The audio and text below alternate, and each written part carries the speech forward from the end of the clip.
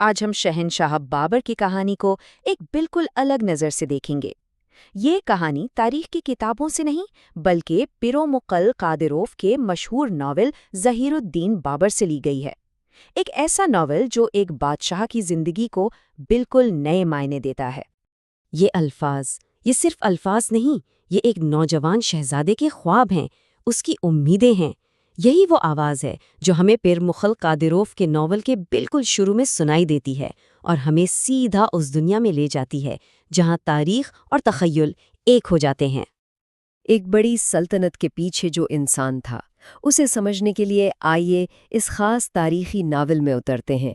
یہ اصل میں ازبک زبان میں لکھا گیا تھا، لیکن اس کی کہانی اتنی جاندار تھی کہ دنیا بھر میں مشہور ہو گئی۔ تو دیکھیں، یہ ناول صرف جنگوں اور فتوحات کی ایک لسٹ نہیں ہے۔ یہ بابر کے اندرونی سفر، اس کے جذباتی اتار چڑھاؤ، اس کی خوشیوں، اس کے دکھ اور اس کی روح کی جو کشمکش تھی، اس کی ایک کوشش ہے۔ مصنف ہمیں بابر کی اس پیچیدہ شخصیت سے ملواتا ہے جو تاریخ کی کتابوں میں اکثر کہیں پیچھے رہ جاتی ہے، یعنی ایک ایسا انسان جو ایک ہی وقت میں ایک بہادر سپاہ سالار بھی تھا اور ایک بہت حساس دل رکھنے والا شاعر بھی۔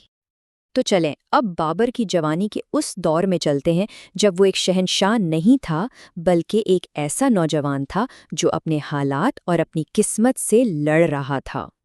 ناول کے جو ابتدائی حصے ہیں وہ ہمیں وادی فرغانہ کی خوبصورت لیکن بہت ہی خطرناک دنیا میں لے جاتے ہیں۔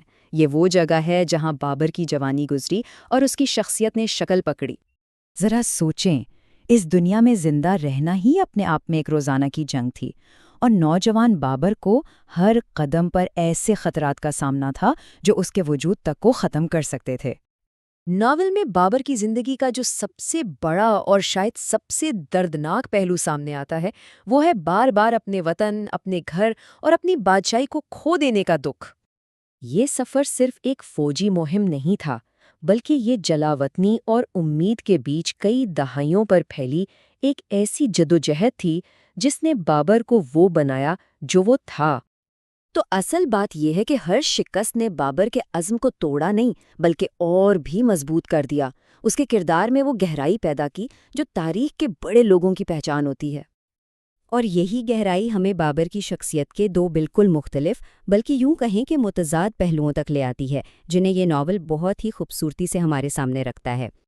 کتاب کی شروع میں ہی اسے ایک زبردست بادشاہ اور ایک حساس روح کا مالک کہا گیا ہے۔ یہ بات اس کی شخصیت کی اصل پیچیدگی کو ظاہر کرتی ہے۔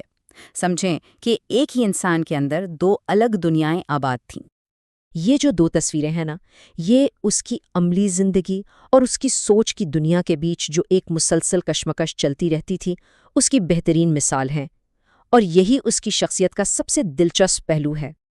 یہ ناول ہمیں بار بار جنگ کی تباہی کے بیچ شاعری اور سوچ کے پرسکون لمحے دکھاتا ہے۔ یہ وہ چیزیں ہیں جو بابر کی شخصیت کی اس گہرائی کو ظاہر کرتی ہیں جسے اکثر لوگ نظر انداز کر دیتے ہیں۔ تو سوال یہ پیدا ہوتا ہے کہ آخر بابر کی زندگی کو تاریخ کی بجائے اس ناول کی نظر سے دیکھنے سے ہمیں ملتا کیا ہے؟